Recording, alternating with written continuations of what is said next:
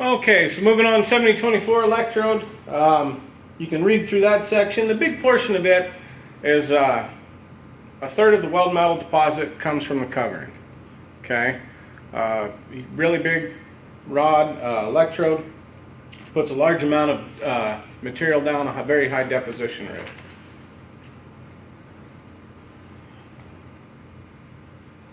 Okay, you can read through these on your own. I'm trying to move on. Let's get to some alloy steel electrodes. So, the use of high-strength alloy steels increased. We're getting better properties, better mechanical characteristics that we want by alloying steels. Some of them don't have to be stainless, but they can be a high strength to get the tensile strength of stainless steel, but the ductility of normal carbon steel. So, we're able to start alloying materials to kind of pick and choose and produce what we want as far as good characteristics in this, good characteristics in this, and it's been really beneficial for a lot of industry to be able to do that. We're going to treat different materials, and alloys have their weaknesses. We're going to treat them differently. We're going to spec them for a job differently as well. Okay. Medium arc force penetration, slag heavy, friable, easily removed. Don't have anything really major that sticks out to me on the alloy and steel section. We talked a little bit about the 8018C1 and so forth, okay?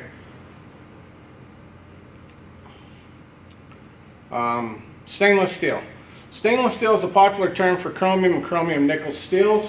In order to be stainless steel, the general rule of thumb is it has to have 12% chromium. Okay? The big reason for stainless steel is for corrosion resistance. Let's read from the book, page 328, chapter 12. Stainless steel is the popular term for the chromium and chromium nickel steels. It's a tough, strong material that's highly resistant to corrosion, high temperature, oxidization, and scaling. There's a large variety of stainless steels and electrodes to weld them both. Both the base metal and the electrodes are expensive and should be handled with care.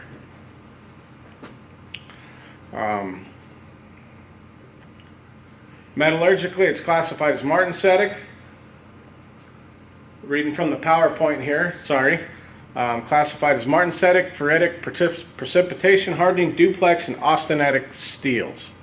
Okay? Well, we can break these down even further. I want you to read through the bulleted items. There's a few things here that are rather important as we get into Chapter 3 and Welding Technology 3. We're going to start breaking down more of the metallurgical standards. I just want you to start kind of reading through these topics. Martensitic,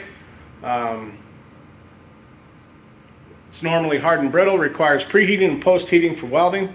Ferritic, stainless steel. So everybody says stainless steel is non-magnetic. Look right here. This is the one that can be magnetic. Okay? Straight chromium steel contains 14 to 20% chromium. Normally soft and ductile, but brittle when welded.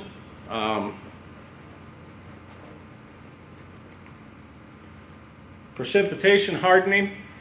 The ability to develop high strength with reasonably simple heat treatment. Does not require a preheat. Electrodes 308 and 309 can be used where high strength welds are not required. Okay?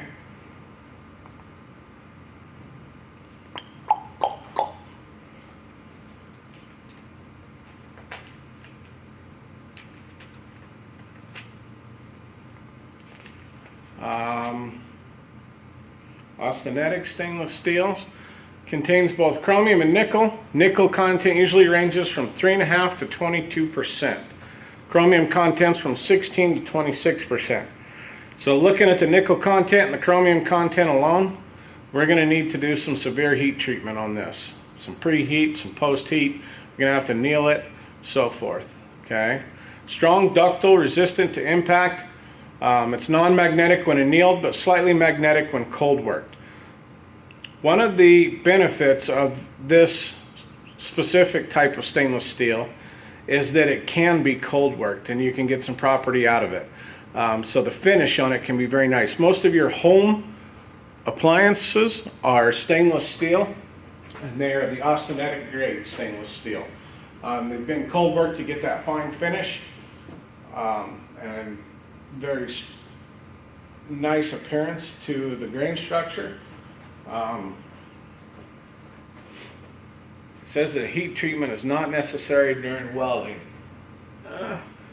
With that amount of nickel and that amount of chromium, I would really make sure to follow the welding procedure, and I personally would give it some post-heat treatment after welding it. I always have, and I've been very successful in the past. So, okay, let's read from the book. Page 329, top right-hand column, first paragraph, full paragraph down. It starts out, stainless steel electrodes are designated as having lime titania, or titania coverings. In general, a lime-type covering is one of whose chief mineral ingredients include limestone and fluorspar. It contains minor amounts of titanium oxide, up to 8%. Now looking underneath table 12-13 here, let's see if it gives us a table. It doesn't.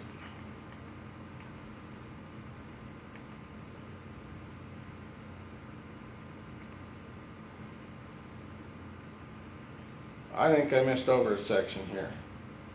So let's go back to the identification of stainless steel electrodes. I guess this is where we're at. Sorry. Table 12-3, page 329. Their ASI designation. So that's the American Iron and Steel Institute right here. Okay. So this is the metal classification number. All right. So if you notice the AISI designation, so this is the grade of stainless steel, how we're going to consider it. 302, 303, 304, 308, and 309. Now that is a certain type of stainless steel.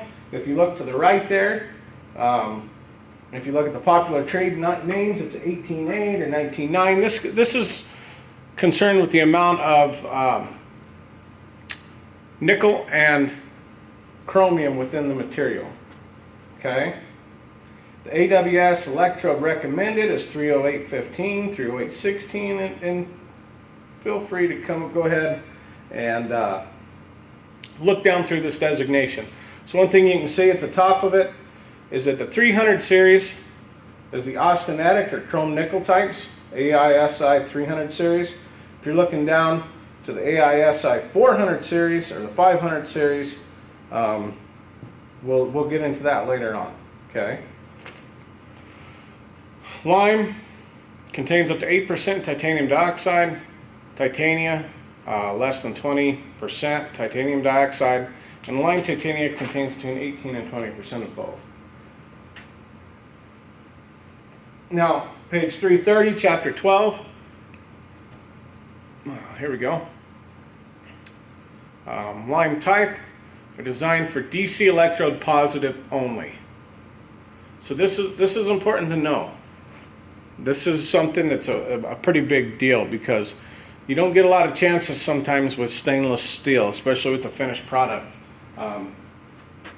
You don't want to make a big mistake off the beginning. You want to be ready before you start welding.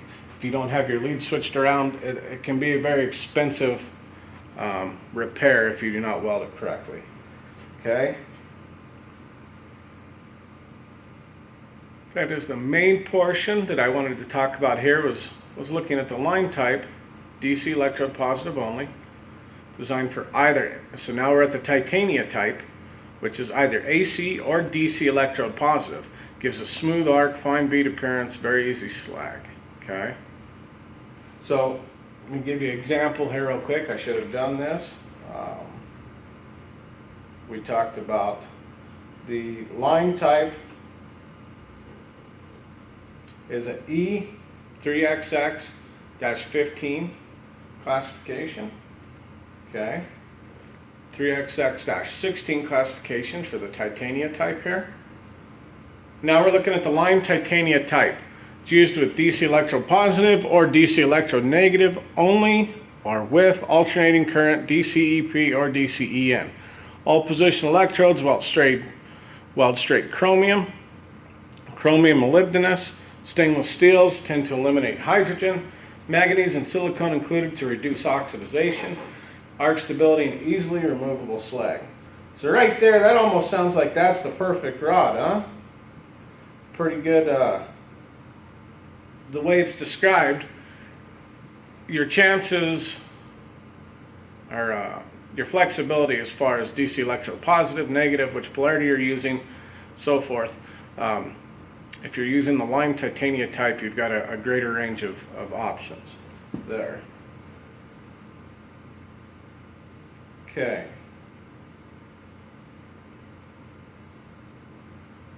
And that you can read through the book on page 330.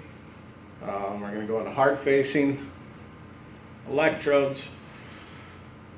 So hard facing can be used for many different, there can be many properties that we're wanting to achieve from hard facing, whether it be abrasion resistance, impact resistance, or corrosion. Okay.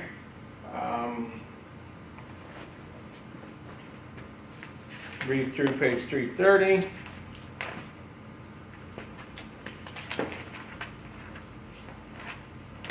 So I'm going to let you read through that. Okay, look through the slides on your own if you want to. Hard facing electrodes. The main thing I want to talk about here is ferrous-based and non-ferrous. So what is the difference between ferrous and non-ferrous? Ferrous-based alloys contain iron. Okay, so two major types: high percentage of manganese, those containing chromium, nickel, and iron. These are austenitic, these are the electrodes. Okay?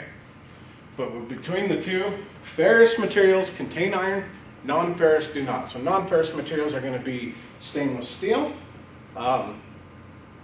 overall, stainless steel, aluminum, ferrous materials, carbon steel, nickel, so forth. Okay, makes sense. They have iron in them as a major alloying element. Okay?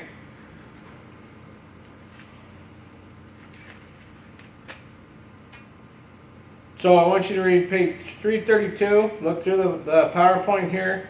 It's going to talk a little bit about certain types of good high resistance alloys, ferrous-based alloys versus non-ferrous based. Jump over to aluminum.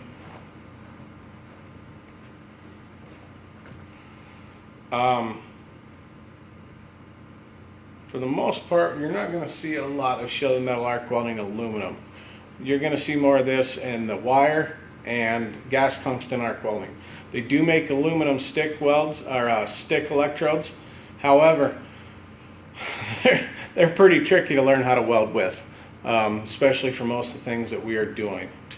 Okay, but I want you to read through aluminum electrodes, go through the major alloying elements used in aluminum, the two types of covering, so the E1100 and 4043 alloys. Covered electrodes generally available. E1100 commercially pure aluminum, giving weld deposit with a minimum tensile strength of 12,000 psi. Now alloy 4043, they got an extra 4 in here, it's 4043, contains 95% aluminum and 5% silicon with tensile strength of 30,000 psi. So right there, this alloy alone, by adding 5% silicon to it, we took our tensile strength from 30,000 to 12,000. So that's a huge gain as far as strength. I want you to go into specialized nickels or electrodes. Talk about nickels, copper, magnesium. We're going to break this down more as we're going along. This will introduce you to it. Monel, Inconel. Ooh.